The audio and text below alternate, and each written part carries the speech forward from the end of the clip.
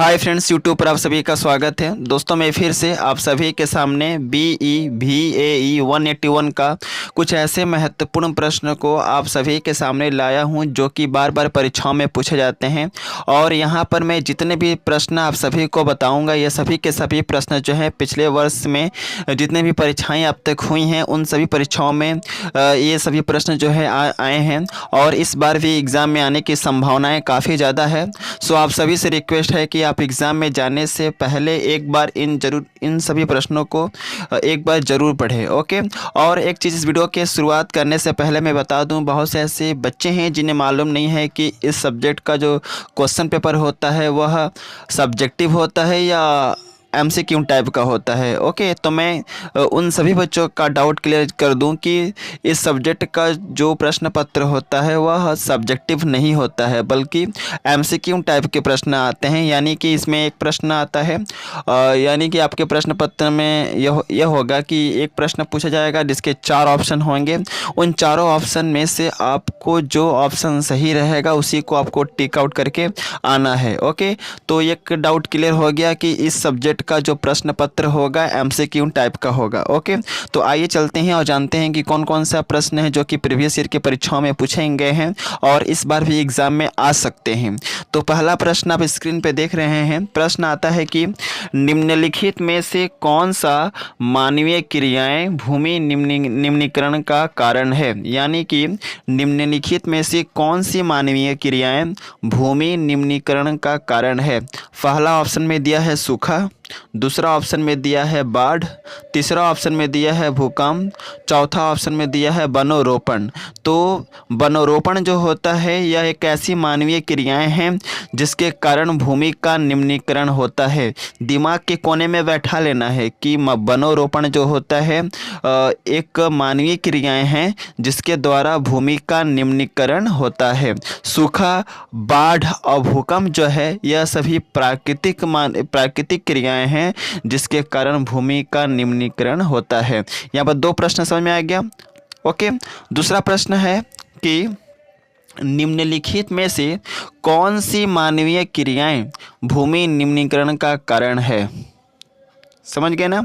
फिर प्रश्न आया है कि निम्नलिखित में से कौन सी मानवीय क्रियाएं भूमि निम्नीकरण का कारण है। बाढ़ होगा नहीं, भूकंप भी नहीं होगा और भूस्खलन भी नहीं होगा। तो क्या होगा, खनन। खनन भी एक ऐसी मानवीय क्रियाएं हैं जिसके कारण भूमि का निम्नीकरण होता है। बाढ़, भूकंप और भूस्खलन ये तीनों के तीनों ही प्राकृतिक क्रियाएं हैं जिसके कारण भूमि का निम्नीकरण होता है। दिमाग में एकदम बैठा लेना है, भूलना नहीं है। ओके, इसके बाद तीसरा नंबर प्रश्न है जो कि काफ़ी ज़्यादा इम्पोर्टेंट है और यह प्रश्न बायोडाइवर्सिटी यानी कि जैव विविधता से रिलेटेड परीक्षाओं में पूछे जाते हैं। तो प्रश्न आपके एग्जाम में आएगा कि दुनिया के 34 हॉट स्पॉट में से भारत में कितने हॉट स्पॉट स्थित हैं। ऑप्शन में दिया गया है 2, 3, 1 या 4। तो आपको याद रखना है कि पूरे दुनिया में 34 हॉट स्पॉट हैं। उन 34 हॉट स्पॉट में से भारत में 4 हॉट स्पॉट स्थित हैं। भूलोगे नहीं ना, भूलना नहीं है। नेक्स्ट प्रश्न है, बहुत ही ज़्यादा इम्पोर्टेंट है और प्रश्न पूछा जाता है कि रिएक्टर उत्पादन करता है। रिएक्टर क्या उत्पादन करता है, बायोगैस का उत्पादन करता है कि भूतापीय ऊर्जा का उत्पादन करता है कि परमाणु ऊर्जा का उत्पादन करता है कि इनमें से कोई नहीं। तो आपको याद रखना है ऑलवेज कि रिएक्टर जो होता है यह ना तो बायोगैस उत्पादन करता है ना ही भूतापीय ऊर्जा का उत्पादन करता है बल्कि यह परमाणु ऊर्जा का उत्पादन करता है। रिएक्टर जो होता है परमाणु ऊर्जा का उत्पादन करता है। ओके, तो आपको याद रखना है, भूलना नहीं है। इसके बाद है 5th नंबर प्रश्न जो कि इस टाइप के प्रश्न आपके परीक्षाओं में पूछे जाएंगे। वह प्रश्न है कि जीवाश्म ईंधन जैसे कोयले से जो ऊर्जा हम प्राप्त करते हैं वह वास्तव में क्या होता है। फिर से प्रश्न पढ़ दूं, जीवाश्म ईंधनों जैसे कोयले से जो ऊर्जा हम प्राप्त करते हैं वह वास्तव में क्या होता है। पहला ऑप्शन में दिया गया है भूतापीय ऊर्जा है, दूसरा ऑप्शन दिया गया है सौर ऊर्जा है, तीसरा ऑप्शन दिया गया है गैर परंपरागत ऊर्जा है, और चौथा ऑप्शन दिया गया है इनमें से कोई नहीं। तो आपको याद होना चाहिए कि जीवाश्म ईंधनों जैसे कोयले से जो हम ऊर्जा प्राप्त करते हैं वह वास्तव में गैर परंपरागत ऊर्जा होता है। क्या होता है? गैर परंपरागत ऊर्जा होता है। समझ गए ना।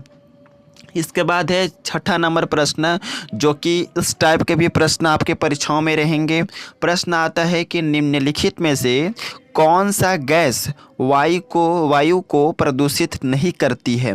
निम्नलिखित में से कौन सा गैस वायु को प्रदूषित नहीं करती है? तो ऑप्शन में दिया गया है ऑक्सीजन, कि कार्बन मोनोऑक्साइड, कि सल्फर डाइऑक्साइड, कि NO2 मतलब नाइट्रोजन ऑक्साइड। तो आपको याद रखना है कि ऑक्सीजन एक ऐसा गैस है जो वायु को प्रदूषित नहीं करता है, बाकी तीनों ही गैस जो है वायु को प्रदूषित करता है। यानी कि कार्बन मोनोऑक्साइड भी वायु को प्रदूषित करता है, सल्फर डाइऑक्साइड भी प्रदूषित करता है वायु को, और NO2 मतलब नाइट्रोजन ऑक्साइड भी एयर को पॉल्यूटेड करता है।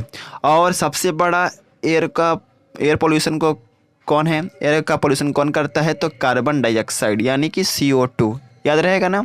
तो ऑक्सीजन जो है यह गैस जो है वायु को प्रदूषित नहीं करता है।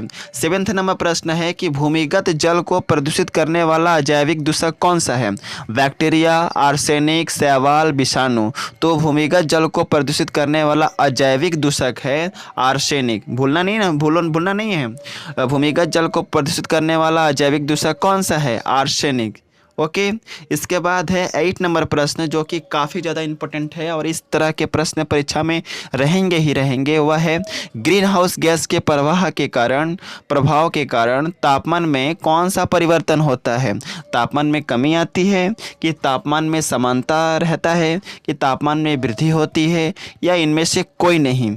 तो ग्रीन हाउस गैस के प्रभाव के कारण तापमान में वृद्धि होता है, यानी कि तापमान जो होता है उसमें इंक्रीमेंट होता है। समझ गए ना। यानी कि तापमान इंक्रीज होता है, तापमान में वृद्धि होता है। समझ गए ना। इसके बाद है 9वां नंबर प्रश्न, जो कि इस टाइप का प्रश्न कई बार परीक्षाओं में पूछा जा चुका है। प्रश्न आता है कि निम्नलिखित में से कौन सा सतत विकास के 17 लक्ष्यों में से नहीं है? यहाँ पर लक्षण लिखा गया है, लक्ष्य होगा। क्या होगा? लक्ष्यों।